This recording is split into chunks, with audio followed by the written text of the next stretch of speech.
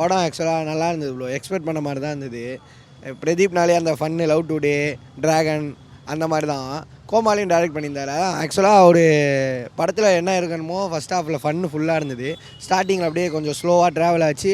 Interval சீனுக்கு முன்னாடி ஒரு 40 மினிட்ஸ்லாம் நல்ல தேட்டரே நல்லா சிரிச்சுட்டு சூப்பராக என்ஜாய் பண்ணிட்டு இருந்தாங்க எல்லா ஆடியன்ஸும்.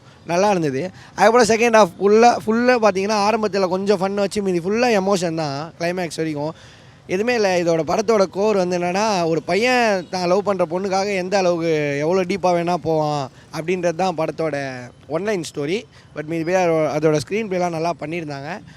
செகண்ட் ஹாஃப் எமோஷன்ஸ்லாம் நல்லா ஒர்க் ஆகிருந்தது. அதனால் நல்லா இருந்தது, சூப்பராக இருந்தது. ம் ம் ஆமாம், இதுதான்.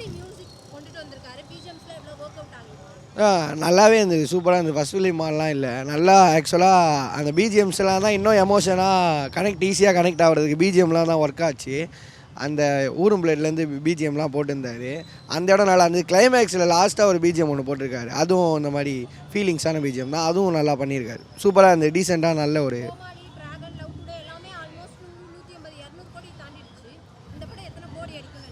இதுவும் அந்த ரேஞ்சு தான். இதுவும் அதே மாதிரி ஒரு மூவி தான். பட் கொஞ்சம் எமோஷனாக 500 கோடி அவ்வளோலாம் இல்லை. பட் ஆனால் அந்த டீசெண்டான நல்ல ஒரு தீபாவளிக்கு ஃபேமிலியாக வந்து பார்த்துட்டு போகலாம். நல்ல எமோஷனான ஃபன்னான ஒரு படம் மூவி.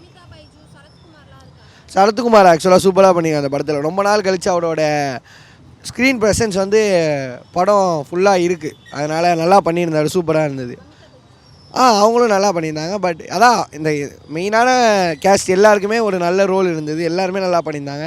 இது யாரும் சும்மா எடுத்துகிட்டு வரேன், இஷ்டத்துக்கு ரோல் எடுத்துகிட்டு வரேன் அப்படின்லாம் இல்லாமல் எல்லோரும் எடுத்துகிட்டு வந்தவங்களை கரெக்டாக யூஸ் பண்ணி நல்லா பண்ணியிருந்தாங்க.